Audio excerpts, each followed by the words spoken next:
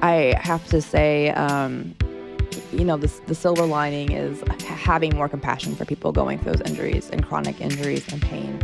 Because my mind was blown. Like, I was shocked at how down on myself I was, and thankfully I'm a person that knows that it's temporary. But I could see how depression could just eat you up if you don't know how to control it, if you don't have an outlet, if you don't have support like I did between my friends and my family, my coworkers. It can eat you up, and it's tough. And I would say going through that and dealing with that kind of an injury, it changes your perspective on a lot of things. It really does. Yeah. Welcome to the Amani Experience Podcast. In this podcast, you will experience wisdom, advice, and stories from creatives all over the world. Your host is Amani Roberts, who is a DJ, music producer, professor, avid book reader, and developing salsa dancer. On the show, we love to share the stories of creative professionals, especially people who've gone from the corporate life to the creative life. Once again, welcome to the Amani Experience Podcast. Welcome to episode 17 of the Amani Experience Podcast. For this show, we talked to Claire Shultz, who just took the leap and became a full-time Pilates instructor. My favorite part of this show is actually the toughest part to listen to because of how she describes her ski accident and the injuries that she had to overcome. But just through hearing that story and hearing how she got through the whole rehab and dealing with work and benefits, it's a really good story in a funny way. But I really enjoyed it, and I think you will too. Thank you very much for listening. Remember to review and rate us on iTunes, and to the show we go. Thank you. Welcome back to today's show. I'm going to read our guest bio, and then we'll get to our interview. Our guest today is a classically trained PMA certified Pilates teacher. She chose to become certified through White House Pilates in Manhattan Beach because of the direct lineage with Caroline Landrigan has with Joseph Pilates, and it makes her a third-generation instructor. In the fall of 2015, she decided to build onto her training and became a pre- and postnatal specialist through the Center for Women's Fitness. I would like to welcome Claire Shultz to the show. Welcome. Thank you so much for having me. You're very welcome. We're happy to have you. We're going to do a little geographic check-in. So right now we're both here in Manhattan Beach, California. But where are you originally from? Michigan, Essexville. Mm-hmm. And so you grew up in Michigan, and then where'd you go from there? So I went to college at Central Michigan University. And when I graduated, I wasn't quite sure where I wanted to go, but I knew I wanted to leave the Midwest and the winter. So I came to LA, and I lived in Hollywood for the first 6 months, and then I moved down to Hermosa Beach, which is where I have stayed put for quite a while now, 10 years. 10 years on Hermosa Beach. It doesn't get much nicer than that. It really doesn't. It's beautiful out here. I can't complain. Okay. So you were here for 10 years, Hermosa Beach. Where were you working when you first arrived? So when I first came here, I started out as an executive assistant at a finance company. And I wasn't quite sure what I wanted to do. I had a business degree, and I was like, okay, I'll try out the finance world. And I did that for about 3 years. And it wasn't for me. And so I left then, and I started working at a gym down here. At the time, it was Spectrum Clubs, and I was doing sales for them. And I didn't like the sales aspect. So I was trying to figure out how to be in the health and fitness world. I tried sales at first, and that wasn't quite it. So I went back to finance, and I worked at another company, Fortress, for 6 years, which was a great company, a great experience. But I still wasn't totally happy with what I was doing. So I started kind of looking into Pilates, and then I took a couple classes, and I fell in love with it, and then I got certified. So okay. I mean, it takes a while to get certified, so it took you a lot of work and studying, and you take tests and everything, correct? Oh, yeah. So the one that I chose to do, it was a full certification on all the apparatus. So there's quite a few pieces of equipment you can use in Pilates. So I started my training in 2014.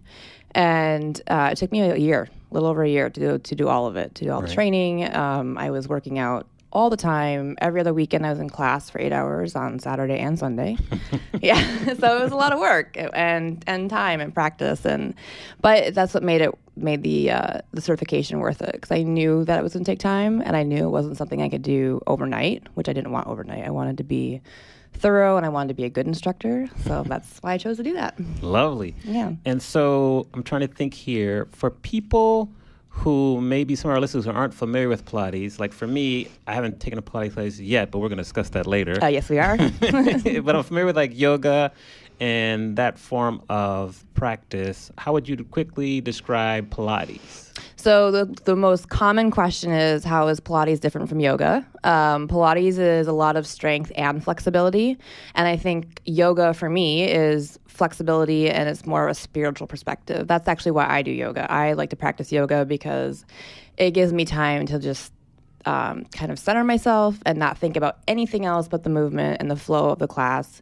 And Pilates is similar, but it's not quite such a spiritual component to it. I mean, you're focused on yourself. You spend 50 minutes to an hour.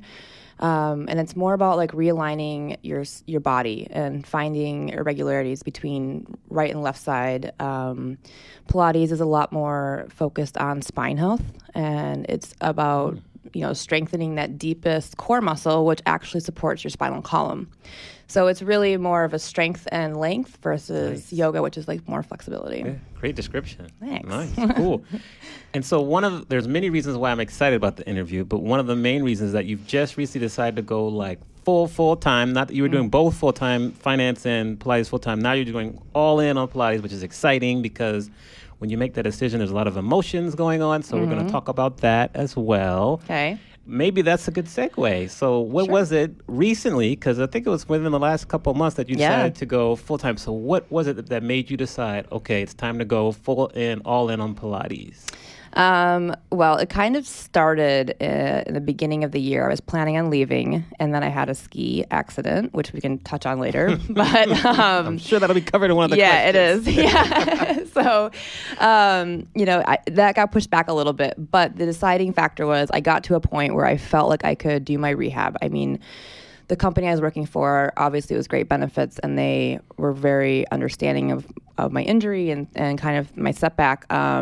So I stayed until I could rehab enough to a point where I could leave and teach and be okay teaching, because Pilates is, you need to be able to move. Like, I'm not demonstrating everything, but I need to be on my feet. I need to be able to help people. I need to be able to interact with my clients so they don't get hurt. So finally I got to the point where I felt healthy enough. Good. And I had already planned on leaving. I had already planned on, jumping ship. And I was working toward this. I was working toward this goal. So I had a strategy. I had my finances in order. I had, client base. I had all these things lined up. And I finally just said, okay, it's time to go. It's time. It's just time. So, you can get stuck into this cycle of, well, if I wait till the next bonus, or if I wait until the end of the year, or I wait till the next vacation thing. And there's always going to be a reason to stay. And I just felt like it was the right time to go. I was getting asked to teach more and more, and I was stretching myself pretty thin on both ends, and I was just ready to jump. So I did. So you took the leap. I took the leap, yeah. We love to talk about, what did your family and friends, how did they react? Because many times the people who are closest to you aren't the ones that will support you the most. So how has their reaction been so far? So far, it's been pretty good. I'll let you know in a year. Yes. So I would say the hardest was my mom and dad, only because growing up it was go to school, get your education, get a good job. Well, I did all those things. I had the good job. I had the education. I quote unquote made it. And so, but I wasn't fulfilled. And so it took a lot of rationalizing with them and explaining to them, like, this is my plan, this is what I have going on, this is how it's going to work, and they're on board. Like, they trust me in my decisions, so they've been incredibly supportive, and they think it's great that I'm doing this, and they've come to a couple of my classes and seen me teach, so I think that was a really big vote of confidence for them in my ability to teach too. And my friends have been amazing. I mean, half of them were my guinea pigs when I was learning how to teach. Sarah being one of them, our mutual friend. And so, they've supported me from the get-go. I mean, they've taken classes with me. They've helped me. They still come to my classes. They spread the word. Like, it's been really great. They've all been really, really supportive. Cool. Yeah. Tell us, why does teaching Pilates, why does that fulfill you? Because I get to help people, which is my just innate thing to do. It's what I love to do. I volunteer all the time, so I figured maybe I should get paid for helping people. So it's fulfilling because you have people that come to you and they feel frustrated with their bodies for one reason or the other, and they want to move. I mean, that's the end game. Like, none of us want to be confined or feeling like we can't move or we can't continue to live a healthy lifestyle. So I think Pilates gives us those tools to take them into everyday life. So it's, having someone coming in and saying, I have, this back pain, or I have 3 herniated discs and they want me to have surgery and I don't want to do this. And it's like, okay, let's see what we can do. And so working with them and teaching them how to correctly engage various muscle groups and posture and their gait. And then they come back and 2 weeks later, they're like, wow, I feel better already. I'm like, yeah, I know. It's awesome. It's awesome. So it's really fulfilling because I love teaching and I love having people coming in and learning new things. And, they're very surprised. So I get a lot of guys coming in, money, that are like, that are like, oh, I had no idea Pilates was hard. I was like, yeah, it's hard. It's like, it's physical work, Right. It's just not, throwing up heavy weight, but you're working on some of the really deep muscles that we don't always get to. So Right. there's a lot of components to it, and the age demographic it's huge. I have a client that's 13 years old and I have one that's 83. I love it. So you get a nice variety of people to work with, and they're all different challenges, goals. It's exciting. Right. I know you love all your students. Do you have any kind of favorite success stories where you've helped someone maybe recover from an injury or maintain or actually increase their level of flexibility at all? Yeah. Okay. I do. Share. Yeah. So actually the herniated disc story is a retired police officer, and he had 3 herniated discs in his lumbar spine. Ouch. And he's a really active guy, and he's like, I am not going to have back surgery. And he came and was hoping for some help with like pain and learning how to kind of move his body a little bit better. And he did. He found a solution with Pilates, and he came and saw me twice a week, took some classes. We worked on, how do you rotate, making sure that you are keeping your lumbar spine, so like the lower half below the rib cage to hips, stable, and also building core strength. And this was just from years of, working. And he said from like having his belt on his hips, for years, sitting in the car kind of thing. So it's actually a very common injury for many people, like low back pain. Anyone that sits all day long, I felt that from being at a desk for 10 years. Right. So, it's really, really common. But he was really frustrated. And he's like, I am not having back pain. I'm not doing these back surgery. I'm not doing injections. And he just wanted a solution. And so I think he did. He found one with Pilates, and he felt good about his body. And he was riding his bike again and just felt way better in general and not in pain all the time. And pain is not normal, and people live with it every single day. Yeah, we do. So so he found a way to get rid of that pain, which was awesome. And he's good now. He feels great. He's going to continue. He's got to continue the practice, of course. You can't just do something like, okay, I'm done. But you got to keep moving. And so he is. And then I'm super happy that he came to me, and I'm super happy that I could help him. Okay. How did you help the 13-year-old student of yours? Yeah, I still have her right now. She's great. I love teaching her.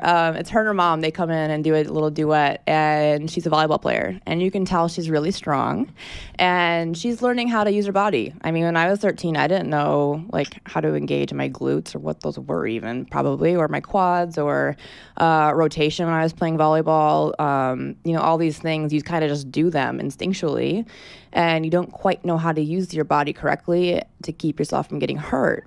So working with her, it's awesome because she's a sponge. I mean, she is, whatever I say to her, she's kind of absorbs it, and you can see her getting stronger, and you can see her, she changed some of like her squat positions, and we don't necessarily squat in Pilates, but you're lying down and doing a cardio class, but like her foot position.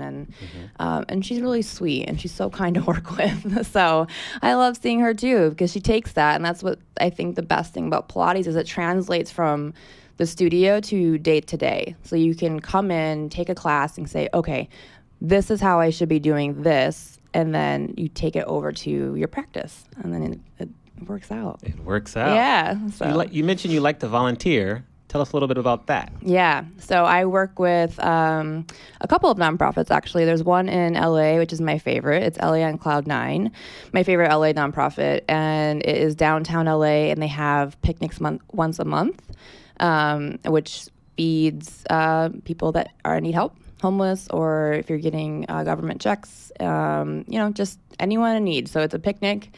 And there's a clothing donation, and there's usually a DJ, and there's usually some free haircuts going on, and some things for kids and for their pets. So it's just an all-inclusive event, which is why I like it. There's no, you can only come if you have X, Y, and Z going on in your life. Right. And the person that started it, she actually was homeless at one point, and she caught a break, and then she started this nonprofit. So I think what she's doing downtown is awesome, and it's at MacArthur Park the third Sunday of every month, it's my favorite. And then, so there's that one in LA, and then of course I work with our friend Sarah at Build a Better Benin, which is in West Africa. Right. Yep, and we do healthcare and education for kids there. So we have created a home there, which is awesome, and I'm very fortunate to be involved. Sarah asked me to join BABB in 2013. Right. And so that was my first trip to Africa. That was actually my first international trip. Oh, okay. Yeah. So what'd you think? It was really eye-opening. I mean, going from, being in the U.S. and never traveling internationally to going to West Africa is kind of an eye-opener. Wow. But it was a catalyst for me. I mean, I wanted to travel the world. I wanted to do better. I wanted to continue to volunteer and step up my game. So I still work with that group, and we do fundraisers, and hopefully we'll be going back in spring of 2018. Perfect. Too. I think you stepped your game up. You're doing well. Oh, Keep thank it you. up. Thank you. Keep I'm up trying. the good work. I'm trying. Of course. Keep it going. Now you're 2 months in to going full-time Pilates. As you look out over the landscape, what do you think is going to be important for you to maintain a level of success? What's important for creative people such as you and I to be successful in this environment? Patience and drive. Very true. Yeah. So there's so many resources out there. There are a ton of resources. There's a ton of ways to reach different demographics. So I think for me personally, what I want to do is continue to teach from a really anatomy-based focus. I teach at a physical therapy office right now in Culver City, and then another studio in Hermosa Beach. So it's really finding a way to connect with people so that they understand how their body works. And that's actually why I write out 90% of my workouts before I see any clients or classes, because I need them to understand what I'm saying to them. Because if they don't understand what I'm saying or how I'm explaining it, I need to change how I'm approaching this, because they have to understand so they don't hurt themselves. And so there's a lot of classes that you can go to where the instructor is a good instructor, but if it's a bigger class, you can't quite get that one-on-one attention that you might need. Not everyone learns the same way.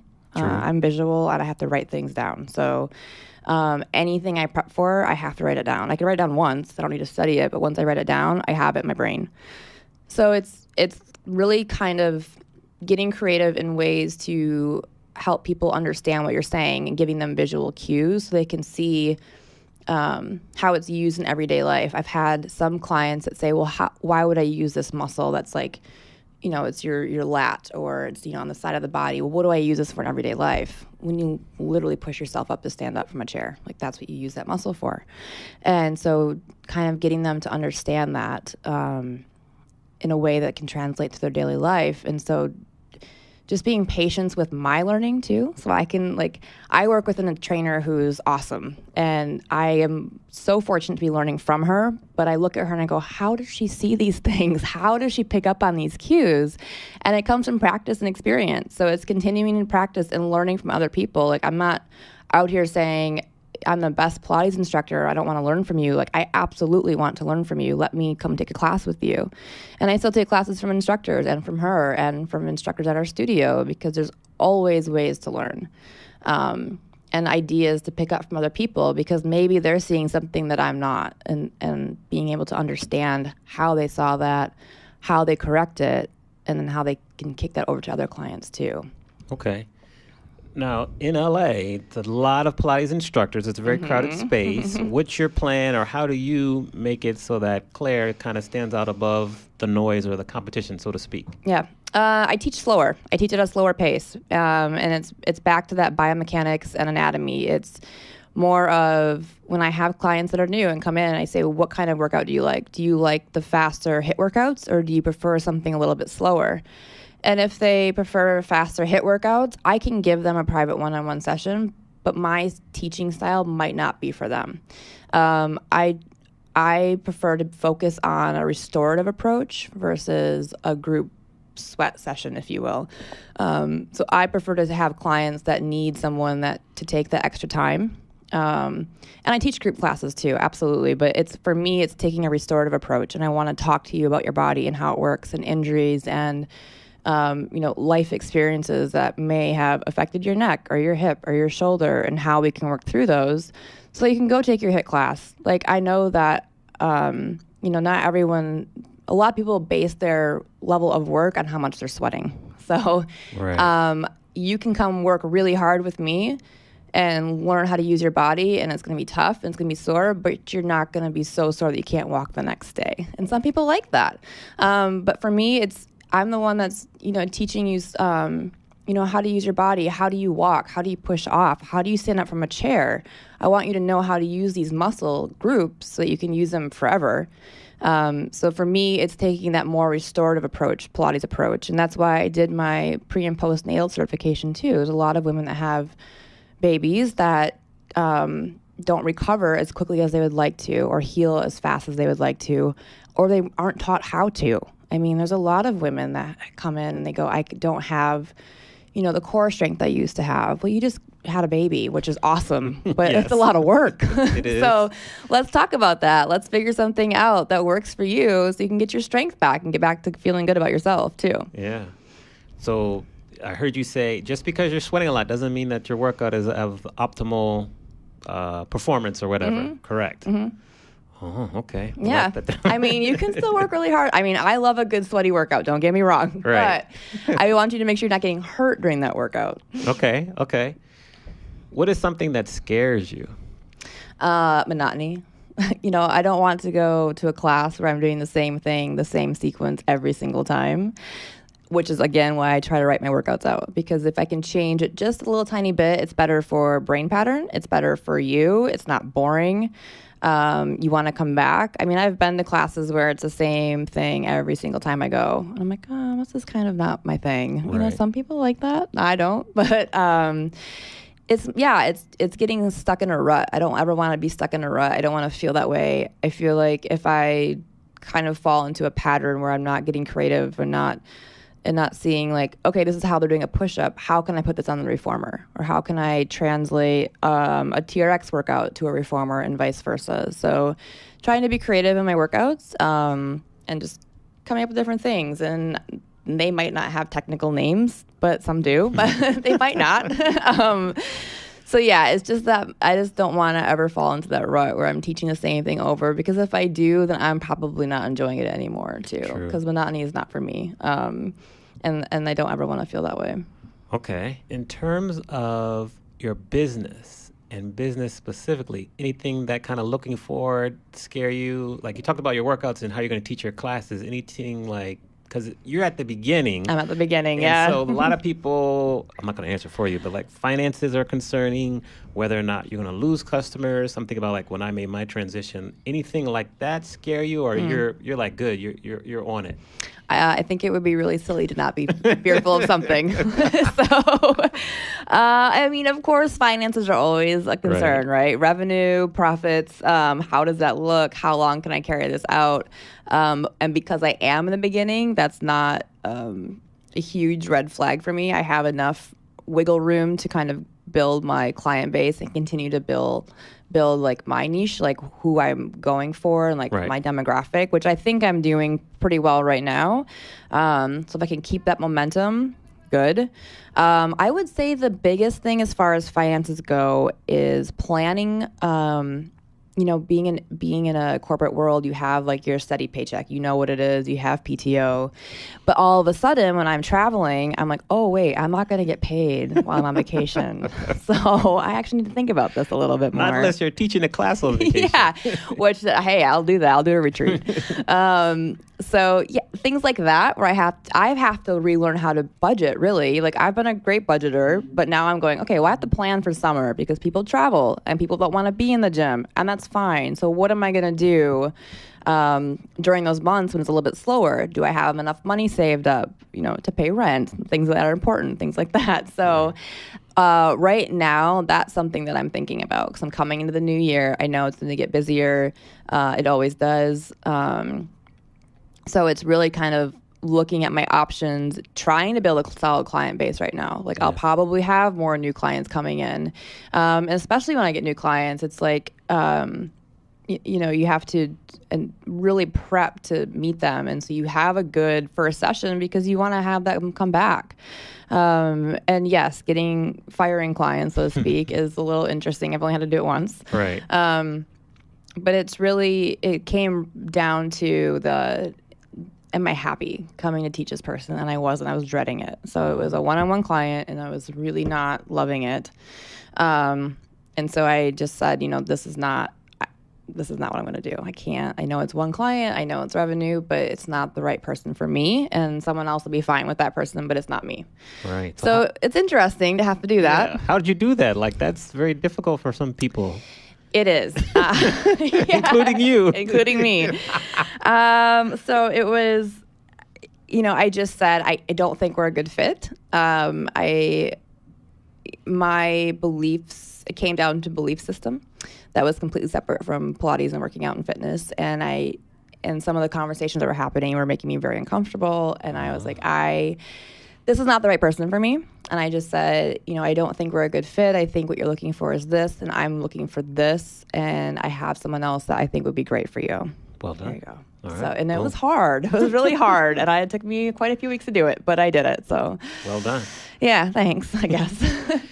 As we're talking, I just keep thinking that, 9.5 people out of 10 in your position at a well-paying financial job, just living on the beach would just stay.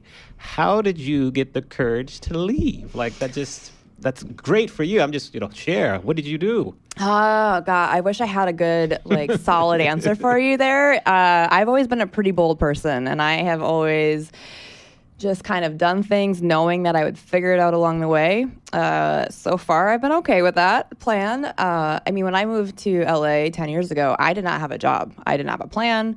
I packed up my car and drove here and figured it out. And From the Midwest. From the Midwest.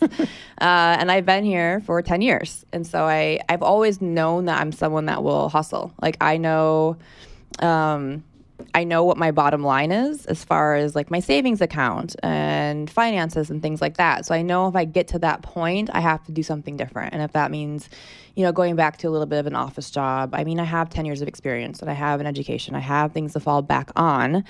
So I think having those in my back pocket gave me enough courage to say, let me just try this. Let me just do it right now. I don't have a mortgage. I don't have 3 kids to feed. It's just me. So if I land on my face, well, that's on me. I can. Right. So I think just at the, moment in my life, the timing, which people say timing is everything, which we can talk about that too, is a hard thing for me to accept. So just, it was the timing. It really was. I don't have a good answer for, how you get that courage. You just have to keep telling yourself. I had many people tell me, why would you leave your corporate job? I work for one of the best hedge funds. I have great benefits. I have a great office, a great team I work for. There wasn't much to complain about. And it afforded me the lifestyle to live here. It paid for my Pilates training. There was a lot of perks. There was a lot of perks, but it wasn't making me happy. And I didn't burn any bridges. I know that I have their support. they were very supportive when I was leaving. None of them were surprised. They knew I was a movement person. They knew I was teaching. So if I end up in a position where I'm like, oh boy, what did I do? I'm going to make some phone calls. But, I prepped, I planned.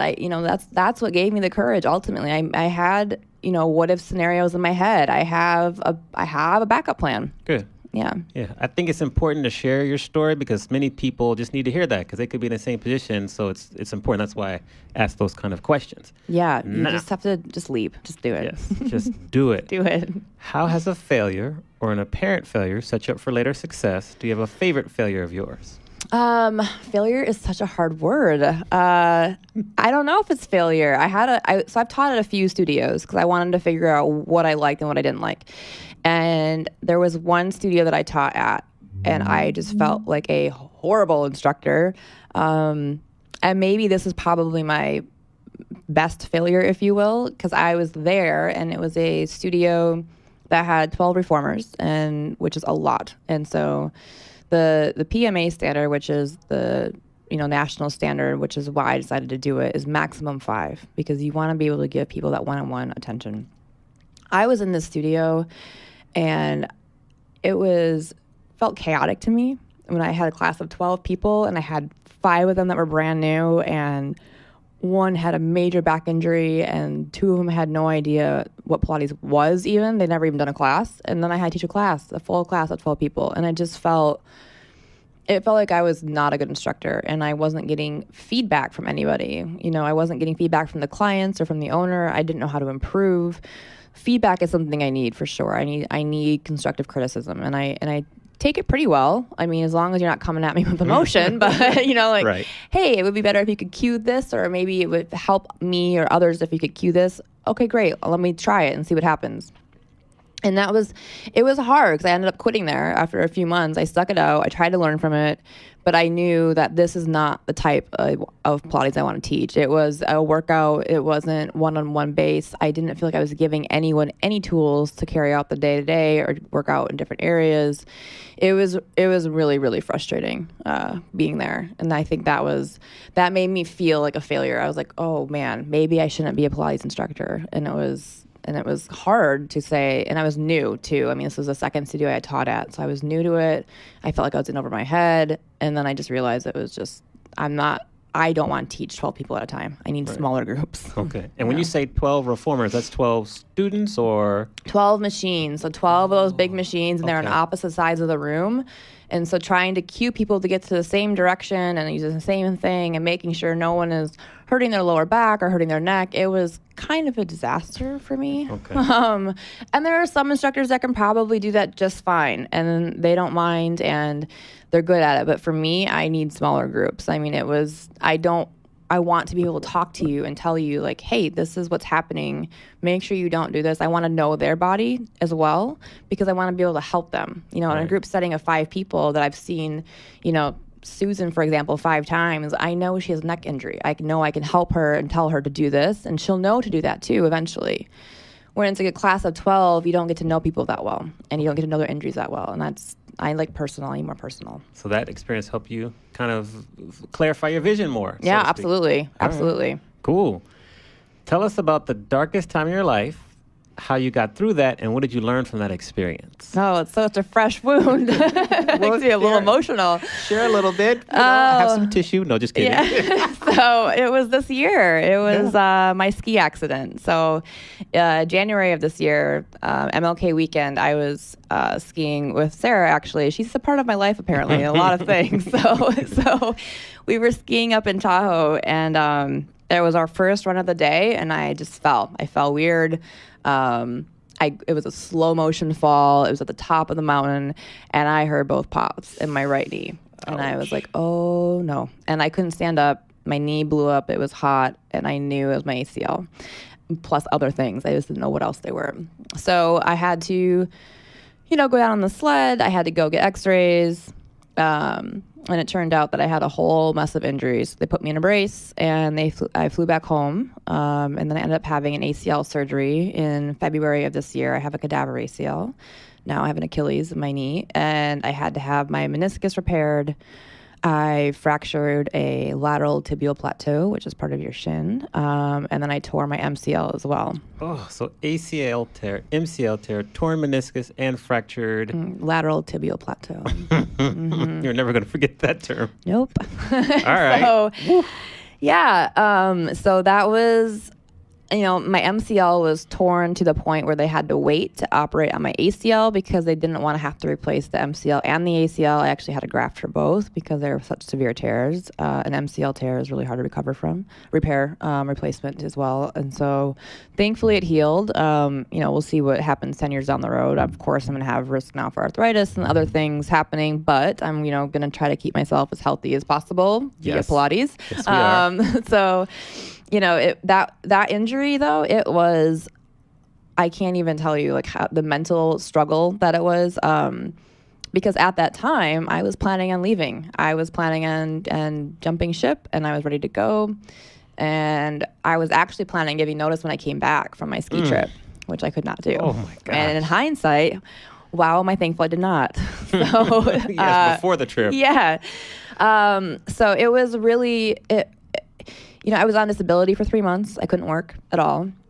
My office was incredibly supportive, and they sent food, and they're like, "Are you okay? Do you want to come in? Do you want to work? Do you this?" And I couldn't drive as my right leg, and they were just really, really helpful and supportive. And so, having support of my friends definitely helped me through it. There were many nights that I would just not sleep. Because I was an active person too. I was burning no energy. And so I was stuck. And I was just sitting in my house. And getting outside was painful. And, trying to rehab myself and trying to get back to, I'm like, how am I going to teach Pilates? I have to be able to move. I have to be able to stand. I can't, spot people. I can't support them. There's a safety issue here. What do I do? And so the studio, thankfully, that I teach at is a physical therapy office. Incredibly supportive and helpful. And, take your time with your rehab. And so that was really helpful, but the mental struggle was tough. I mean, it was really, really hard to get over the fact of saying, why did this happen? What did I do? I would replay it over and over and over in my head. And the reality is there's nothing you can do about it. You have to just suck it up and move on. There is nothing you can do. Be patient. It's a moment in time. I am still recovering from that injury. I had a second surgery in July. So I knew something was wrong because I was stopped gaining muscle in my quad. And so something was wrong and I knew that. And so I went back in and I was like, something doesn't feel right. And of course there's scar tissue. And so he went back in and said, let's scope it and see. And so I had to go into a surgery not knowing what I was going to have done.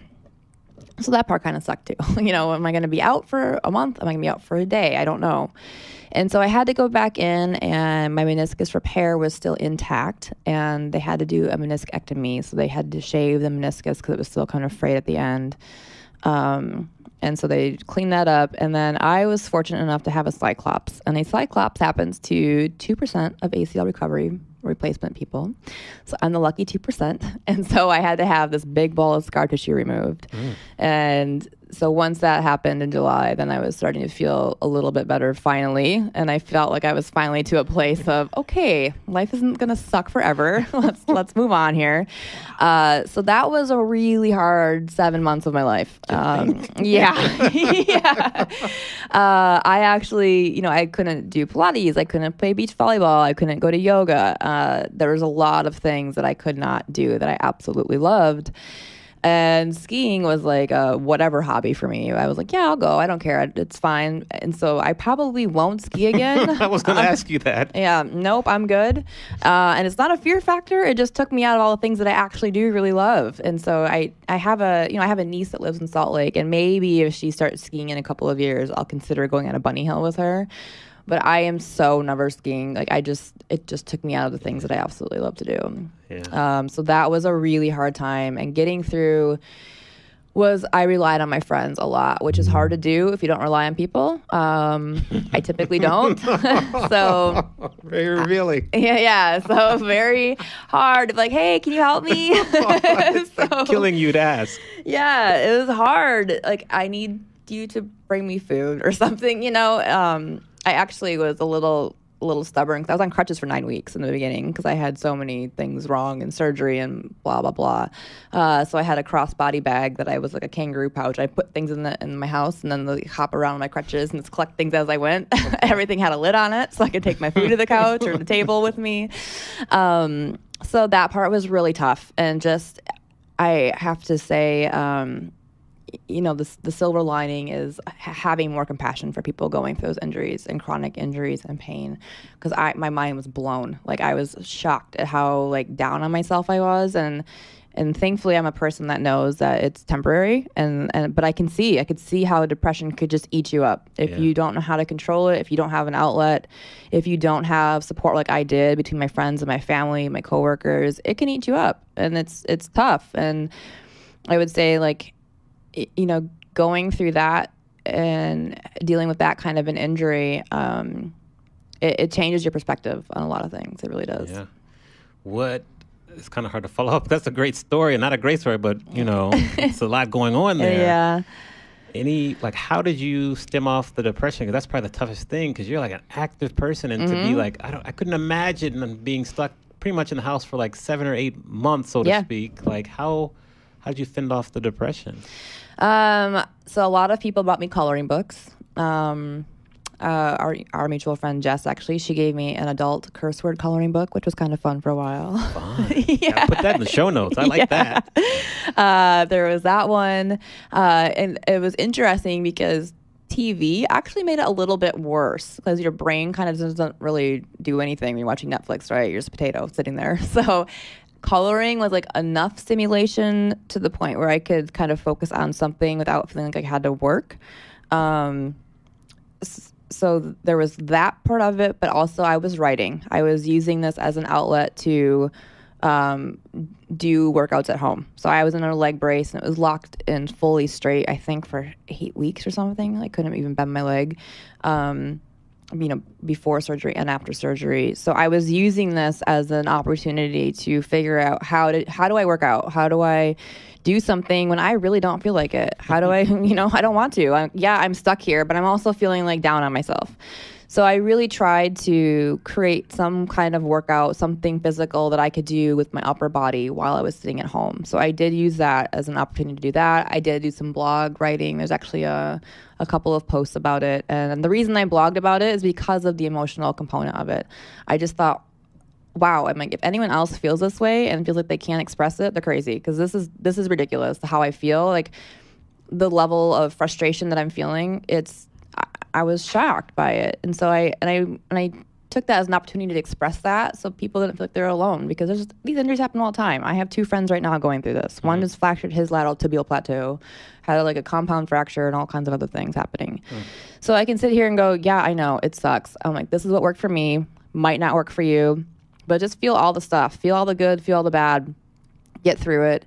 And once I got to a point where I could actually leave my house and be a little bit more mobile and start to bend my leg, I had a good friend who's a personal trainer down here, and she would help me do some cardio with like arms. I actually sat on a weight bench and did battle ropes a lot, which took out, cardio and frustration. So that helped. But getting through the depression, you got to try to do anything you force yourself to do something with your mind. Force yourself, even if it's writing, if it's coloring, if it is, doing a couple of arm exercises. If you don't know what to do, shoot me an email, I'll help you. Like, it sucks. It really does. It sucks. I mean, and I think movement was key. It really was key. Okay. And sunshine too. Sunshine. Yeah. Whew. Yeah. How did this experience help your Pilates practice? I've had injuries come in. I've had knee injuries come in, and people are like, I have a bad knee. Okay, well, what does that mean? What do you have going on with your knee? I can relate. I'm going through something similar, so this is what we're going to do.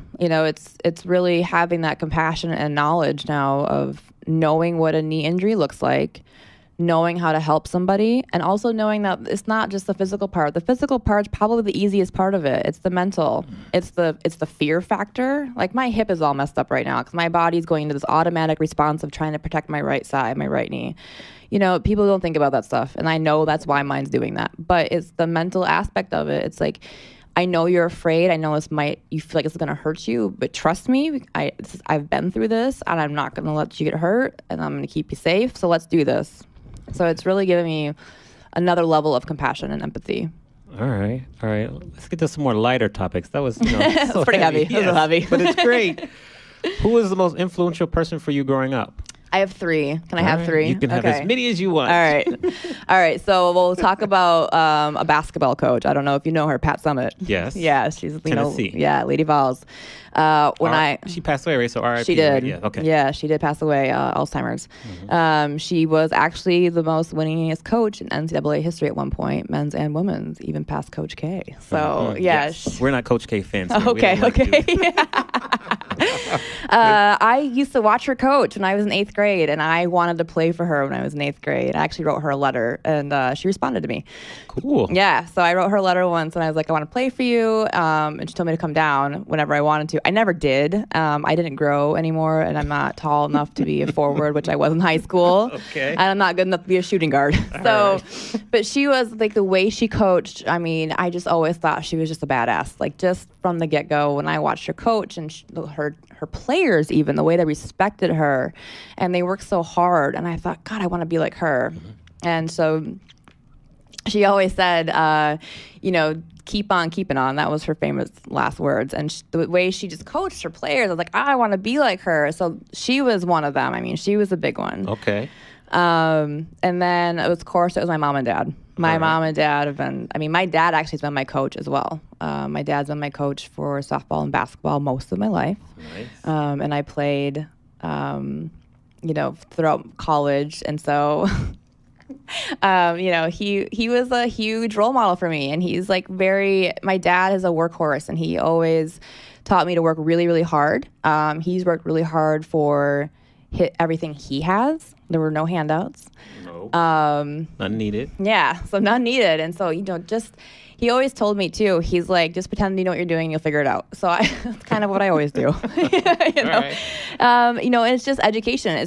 It's teaching yourself. And he taught me so much. I mean, he still teaches me. I still call him for things. And he's like, oh yeah, you can do this. I don't know how he knows so many things, but he does. And he's an engineer, so maybe that's part of it too. And maybe that's part of the technical stuff. Maybe that's why I love anatomy, and maybe that's why I like the way the human body works, because I like to see how things work. And I think I got that from him a little bit. And of course, my mom. I mean, she is a mama bear to the max. Like, you don't mess with us.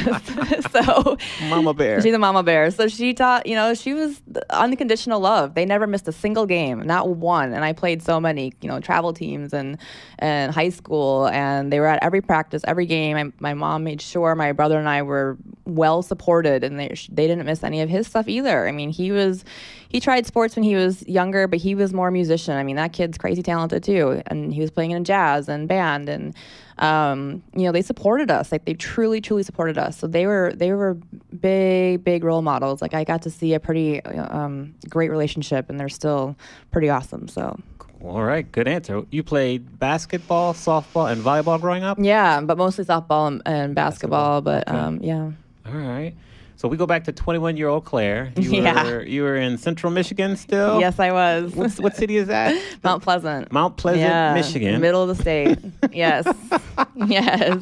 And we want to give 21-year-old Claire some advice. Oh, 21-year-old Claire, you are so dumb. What kind of advice would you give Claire? Trust your gut. Okay. So that was a really hard concept for me to learn, and it took me a very long time to learn that.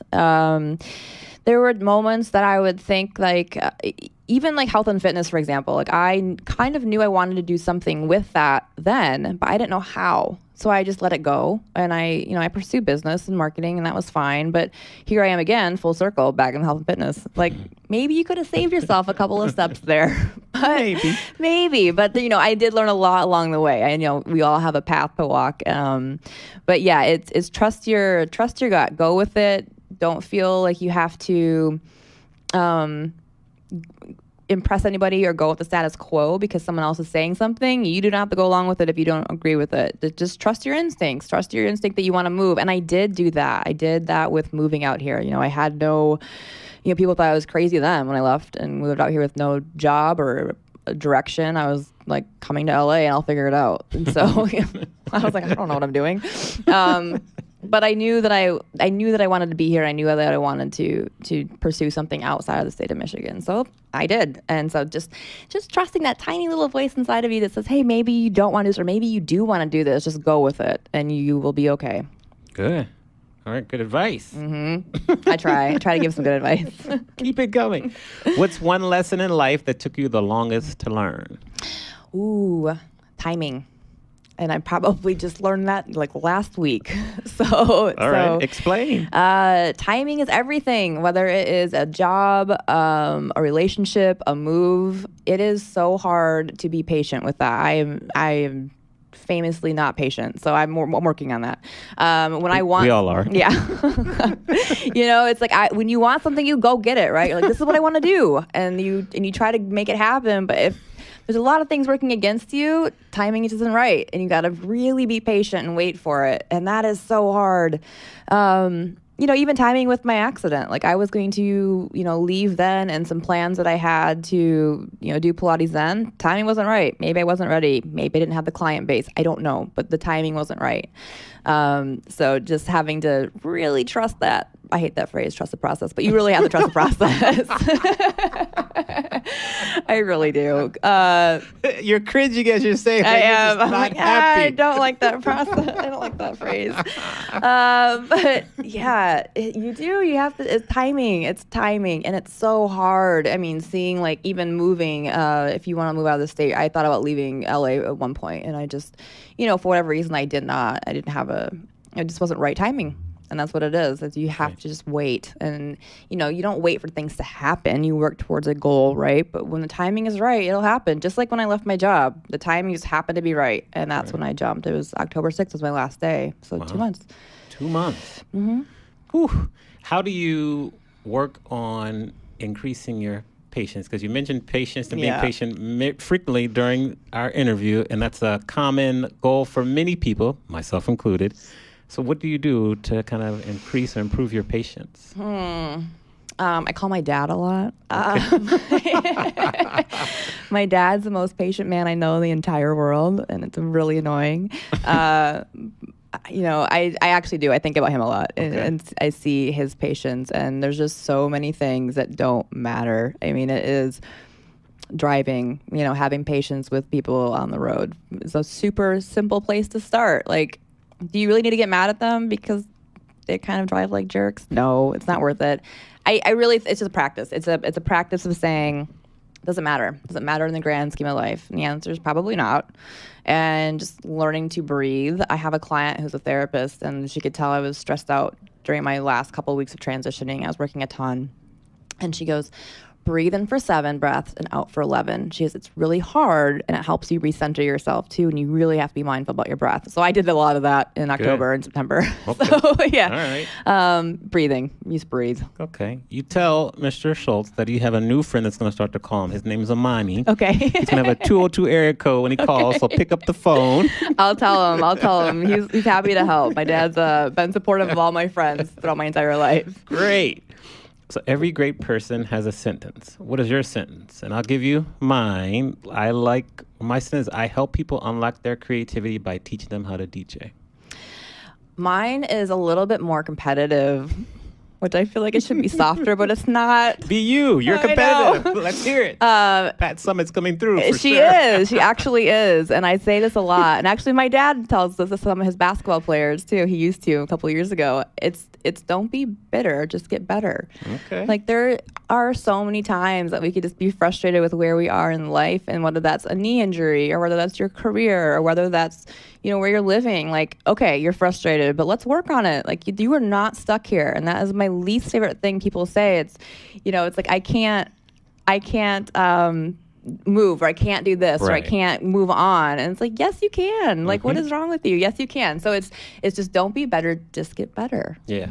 Good. That's kind of soft enough. That's good enough. Thank you. I tried to be a little softer. That's good. So, what is one new habit that you've added to your daily routine in the past year or so that's been very beneficial? coffee in the morning. Okay. Yeah. So, balancing 2 jobs, I was getting up very early and leaving very early and coming home very late. And I actually really like the morning. I'm a morning person. Do not ask me to stay up until 2 a.m. I'm tired. So it's having coffee in the morning, and I don't get to do it every day. But the days that I don't have clients, I have a 6 a.m. client a couple days a week. But 2 or 3 days a week, I can actually sit home and enjoy some coffee and sit on my porch and read or write or kind of slowly get ready for my day. And that is something I'm truly enjoying and will keep doing as often as I can for as long as I can. All right. Coffee in the morning. Yeah. Love it. You mentioned reading, so that's a good segue. We love books here on the Mind Experience podcast. Is there 1, 2, or 3 books that you have read that you feel that people should stop what they're doing right away and start to read these books immediately? Okay. So it's maybe not immediately, but if you are really kind of struggling with changing careers and you really want to do it, I read the book Pivot by Jenny Blake, and it was about her leaving Google and in transitioning, and it's actually like a workbook, if you will. It's how to, and then I talked about my bottom line finances. I got that from her, and it was, what's your bottom line? If you tally up all of your assets, if things go really sideways, where are you at? What do you have that you can use? And knowing what that bottom line number is, and don't go past it. Like if your bottom line is $10,000 in savings, you don't go below that. If it's $2,000 in savings, you don't go below that. You find something else. You find a way to make money. So having her book was helpful, and it was, writing out plans and goals and, ways to make money. Like, how can I make money with, this idea, or how do I translate this to dollars? And she was really helpful, and it helped me because knowing that she was leaving Google, that's probably a pretty nice job too, I would imagine. You think? So yeah. And so I think that helped me, because a lot of people were like, why are you leaving such a good job with such good benefits? And I'm like, I just am. I just am. Fulfilled. I need to be fulfilled. Like, it's not about money. It's just, yeah, you need money to live. Eventually you have to pay your rent, but it was really just, it was more than that. It was way more than that. So her book was great. And then one of my all-time favorites, which is super silly and lighthearted, it's a Chelsea Handler book. It's her first one. There's no judging here. You're in a safe zone. Her first one is called My Horizontal Life, a collection of one-night stands.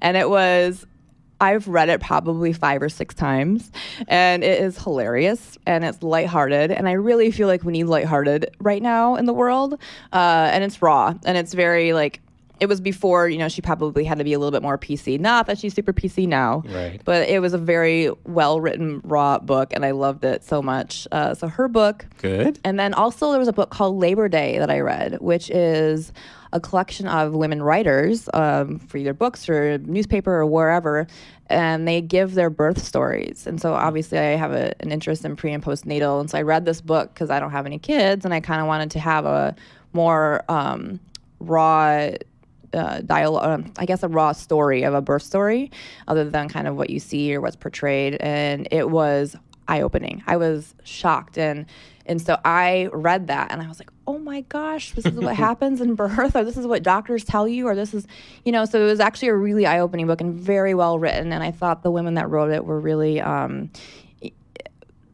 would say, strong for writing their stories, because not everything was happy in that book, and not everything went according to plan, but it was such a well-written book, and it did not deter me from having kids at all. I don't want to make that very clear, but I appreciate the honesty of it. Okay, great suggestions. How can we find you online?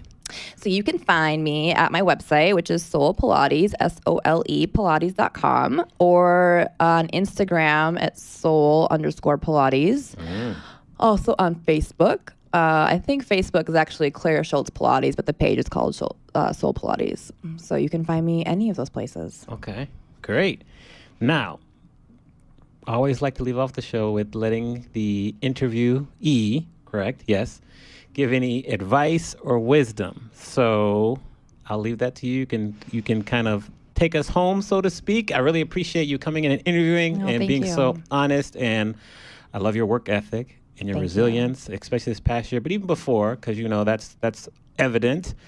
And, good luck. I feel very confident that you're going to be very successful and, maybe let us know where you'll be in the next 3 to 5 years, and then give us some advice, and we'll take it home from there. Thanks, Amani. You're welcome. Oh, man, that's a lot of pressure. Okay, No advice. pressure. No. All right, advice. You're gonna be afraid. It's gonna feel crazy. It's gonna feel crazy to change your job or your career or wherever you're at in life. Maybe it's gonna feel crazy to move. I would say still go for it. If you have a plan, I'm a planner, so I have options. I have a general direction of where I'm going to go. And so just go with it. If you don't know how to plan, you can shoot me an email. I'll help you. We'll make an outline.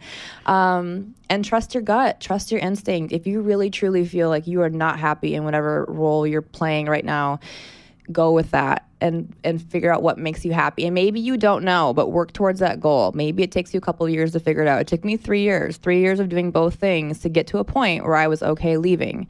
So just keep pushing on. Like Pat Summit says, keep on keeping on. You'll be fine. You'll be totally fine. You have options.